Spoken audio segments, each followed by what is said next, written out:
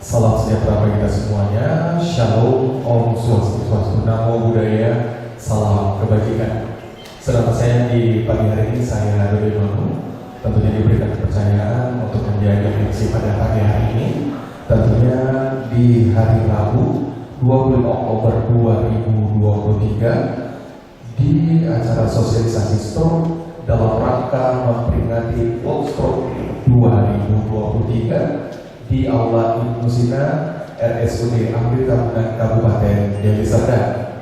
Yang kami hormati di pagi hari ini sudah hadir di tengah-tengah kita yang mewakili dari Direktur Dr. Gary Dayani MKM selaku Wadir 2 Bidang Pelayanan Medis. Assalamualaikum dok, yang hari ini sudah hadir bersama kita, dan tentunya seluruh dokter puskesmas se-Kabupaten Deli Serdang yang hari ini sudah hadir di Aula Ibnu Sina.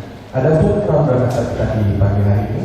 Yang pertama menyaksikan cuplikan video safety briefing, yang kedua pembukaan MC oleh saya sendiri, yang ketiga doa, selanjutnya pembukaan, dan selanjutnya bimbingan dan arahan dari Wadir 2 Bidang Pelayanan Medis, kemudian dokumentasi, dan selanjutnya paparan materi, diskusi, tanya jawab, dan penutup.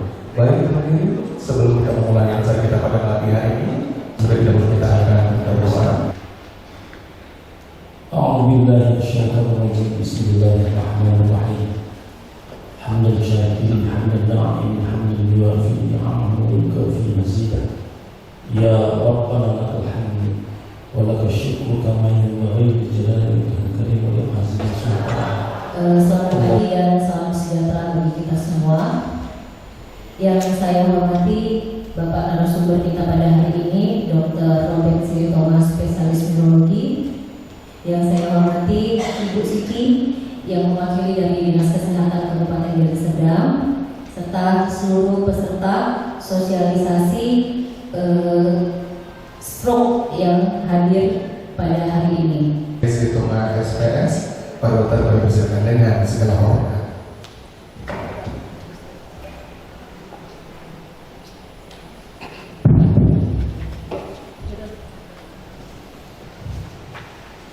Baik, terima kasih untuk waktu yang diberikan. Selamat siang untuk teman sejawat, khususnya yang di Deli Serdang, Lubuk Paham, yang kami hormati Direktur, izin kami untuk bisa memberikan. Jadi untuk supaya kita ketahui, tanggal 29 itu puncaknya Hari Stroke Sedunia, di mana yang membawahi adalah Persatuan Dokter Spesialis Neurologi Indonesia, dan di setiap cabangnya diharapkan ada penyuluhan untuk awam dan juga dokter umum. Di sini kami mendapat PowerPoint langsung dari Perdosni, tapi ada sedikit yang saya tambahkan. Ini tujuannya untuk kita yang di fasilitas kesehatan primer. Diharapkan bagaimana kita menangani stroke untuk kedepannya. Baik, slide. Jadi ini running down-nya untuk bahasanya. Lanjut. Kita mulai dengan definisi, di mana WHO, AHA, dan BNPK stroke itu hampir sama semua. Rata-rata gejala yang ditimbulkan kerusakan di otak selama 24 jam. Kenapa ada 24 jam? Karena kalau hanya sebentar, kita tahu adalah istilah transient ischemic attack ya. Ini sekedar mengingatkan, maaf, terutama untuk senior-senior saya juga, kita mengingat kembali pelajaran tentang stroke. Lanjut. Jadi kenapa kita untuk Hari Stroke Sedunia, untuk di dunia saja masih penyebab kematian kedua, ya, di mana menjadi nomor satunya adalah penyebab utama ketidakmampuan untuk berdikari, perlu dibantu, namanya disabilitas di dunia. Artinya apa? Beban ekonomi sangat tinggi. Ini di dunia. Sekitar 2 minggu yang lalu, Menkes kita mengumumkan bahwa stroke adalah penyebab kematian pertama di Indonesia. Kalau bisa di-google, ya. Jadi itu juga yang mendasari bagaimana reaksi, artinya penata laksanaan khususnya di Indonesia, di mana khususnya Menkes yang baru ini mempunyai kebijakan untuk rumah sakit membuat suatu center-center rujukan. Sebenarnya bukan hanya stroke, ya, ada 9 program, dan rumah sakit umum Haji Amri Tambunan kita menjalankan 8 ya. 9 juga, 9 semua. Ada untuk anak, ada untuk kanker, ada yang untuk diabetes, ya. Jadi salah satunya stroke, dan stroke menjadi yang pertama untuk dilaporkan setiap bulannya. Jadi kalau kita ketemu ada pasien, ya wajib harus hidup, tapi kalau meninggal ya berarti bukan. Itu dilaporkan terus, dan setiap bulannya setiap 3 bulan kita membuat evaluasi dan membuat suatu perencanaan. Jadi sedemikian seriusnya sekarang. Baik, lanjut. Ini prevalensinya stroke ada 8,3 per 1000 penduduk. Dari stroke registry 2012-2014, 67% stroke iskemik dan 33% stroke hemoragik. Artinya apa? Stroke iskemik ini masih besar, dan yang kita lihat tadi kode seperti itu adalah penanganan pertama untuk stroke iskemik. Sekedar untuk kita cerita-cerita untuk bisa mengingat, ya. Jadi dulu ada seperti lucu-lucuan oleh dosen kami. Kalian kalau kena stroke pilih stroke hemoragik atau stroke iskemik. Orang mengira iskemik, tapi ada yang bandel. Stroke hemoragik kok. Kenapa? Ya stroke mati. Artinya nggak menjadi beban. Kadang kita boleh sakit yang luar biasa, tapi lebih sakit lagi kalau kita menjadi beban. Betul tidak? Nah, itu yang paling orang kalau nggak pikun, stroke yang paling ditakutkan. Mau kanker boleh, melihat suatu kondisi seperti itu adalah iskemik yang menjadi beban, karena hemoragik rata-rata ada yang perbaikan, ya, lebih besar perbaikannya. Tadinya begitu perdarahan dia datang plegi dalam waktu 2 minggu, udah penyakit parah. Tapi kalau iskemik berani datang plegi, rata-rata plegi terus. Oke, lanjut. Nah, ini yang sebelah kiri itu hitam, itu daerah yang mati selnya karena aliran darah yang memberi makan tersumbat. Sedangkan yang sebelah perdarahan adalah pembuluh darahnya pecah. Jadi stroke itu penyebab sakitnya adalah vaskuler, yang tadinya ada aliran menjadi tidak ada, bisa karena tersumbat atau pecah. Artinya tiba-tiba. Kalau kita ketemu seseorang yang dengan tiba-tiba mendapat gangguan, jangan lupakan stroke, ya. Bisa saja bukan stroke itu kan di otak, ya. Bisa saja tiba-tiba saya nggak bisa jalan. Mungkin riwayatnya pembuluh darah di medula spinalis bisa, tapi bukan stroke. Lanjut. Nah, ini gejala dan tanda stroke. Ya, saya kira kita semua tahu ada beberapa macam singkatan-singkatan. Yang paling penting adalah di sini, ya, satu tadi, mendadaknya. Jangan lupa mendadak. Orang boleh terganggu ini, terganggu itu. Kalau tidak mendadak, masih jauh dari stroke. Misalnya makin lama makin berat, dalam hitungan hari, dalam hitungan bulan, dan bukan tidak mungkin itu neoplasma, ya, hanya space occupied. Ini ada di balance itu biasanya stroke-nya di cerebellum. Untuk E-nya eye, arteri retina ya, facial drop untuk facialisnya, batang mata juga terganggu, arm weakness, tangannya lemah, bicaranya sulit, dan T-nya itu untuk menelpon ya, telepon 911. Kalau di Deli Serdang 911 juga ya. PSC ya, Public Service Care. Oh 119. Oh, sorry. Ya, mungkin kita berusaha untuk supaya bisa langsung cepat diambil ambulan dan dibawa ke rumah sakit. Lanjut. Nah ini sekedar checklist, boleh kita bikin sendiri untuk mungkin di puskesmas. Checklist ini muncul tambahannya satu, mendadak apa enggak, dan jamnya ya. Oke lanjut. Nah ini seandainya ada di Paskesar, tapi kalau tidak ada ya nggak apa-apa, langsung dibawa. Jangan gara-gara ini malah jadi lambat. Yang paling penting diagnostik kecurigaan stroke itu sudah menjadi patokan.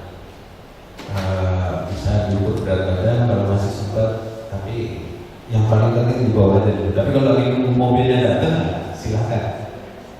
Terutama kalau tensinya sangat tinggi, mungkin perlu diawasi dulu ya. Lanjut. Ini tekanan darah semuanya diukur, bisa kita rujuk. Lanjut. Ini adalah penilaian NIHSS, di mana penilaian pertama kami sebelum kita lakukan RTPA adalah NIHSS masih di bawah 5, itu belum kita kerjakan karena terlalu ringan. Tapi di atas 25 kita tidak melakukan. Jadi kalau bisa dipelajari NIHSS, tapi kalau enggak apa-apa, bawa aja ke rumah sakit. Lanjut. Ya ini yang sampai 11 penilaian ya. Lanjut. Nah, ini yang perlu kita bawa pulang adalah mengapa perlu dilakukan pengobatan segera. Jadi ada gambar yang abu-abu, itu malah core-nya ya. Di dalam mata itu core-nya, di mana yang lebih luas lagi yang hitam.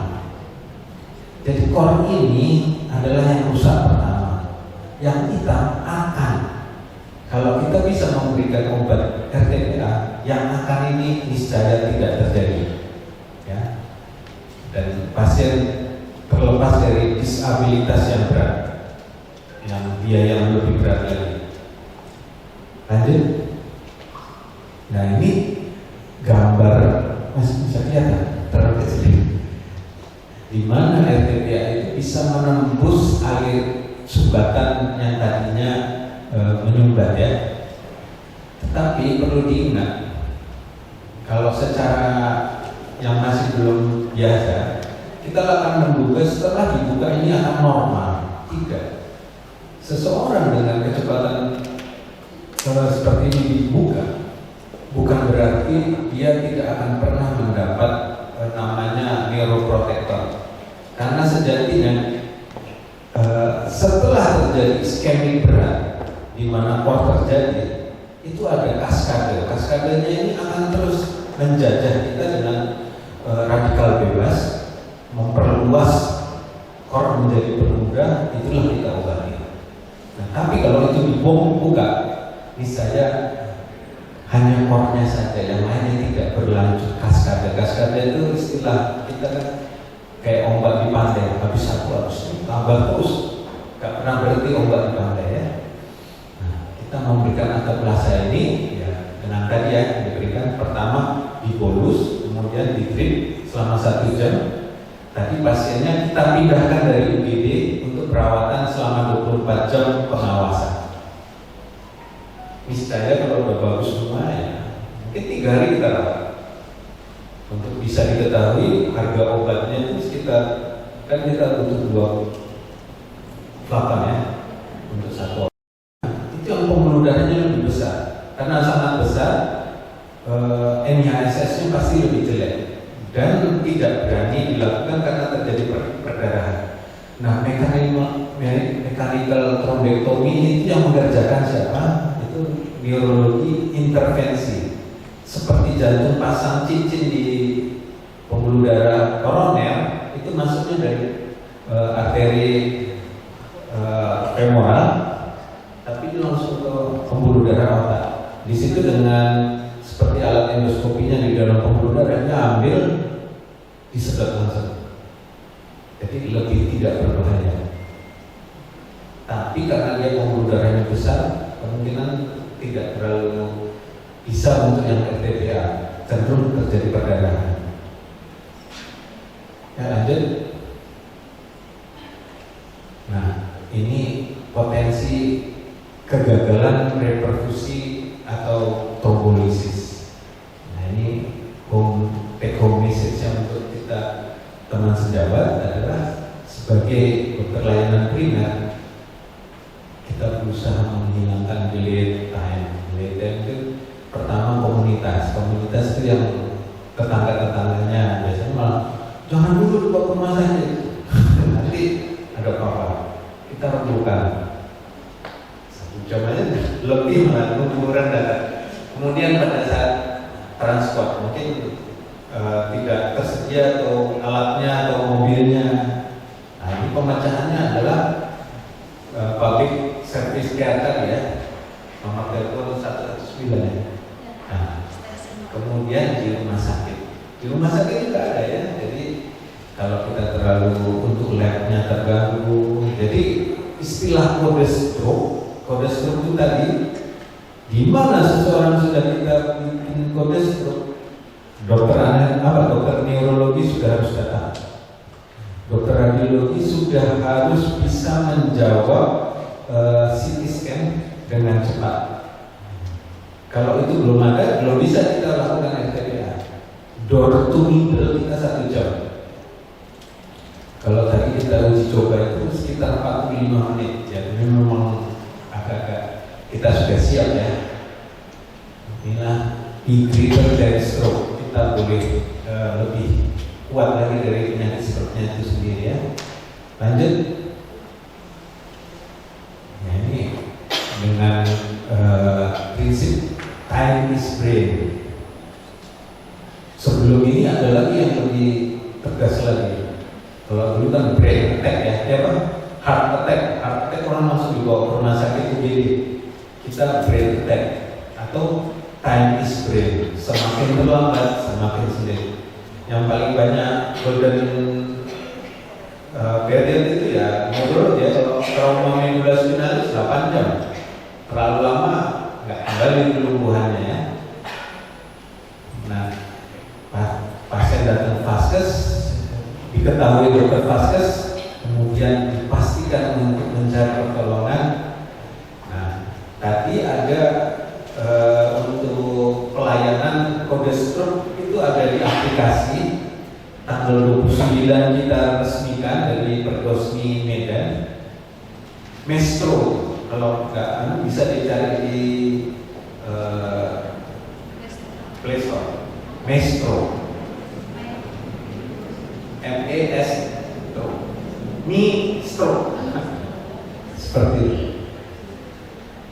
Kemudian kemarin saya juga hampir 3 minggu yang lalu saya ikut pelatihan di Adam Malik, sama untuk Sumatera Utara. Kode stroke juga sudah diluncurkan untuk beberapa perwakilan, mungkin ada yang dari Puskesmas diundang, di mana dengan menelpon nanti akan dibimbing mencari rumah sakit terdekat, dan rumah sakit rujukan juga dibimbing oleh, karena kita semua di bawah dari Adam Malik.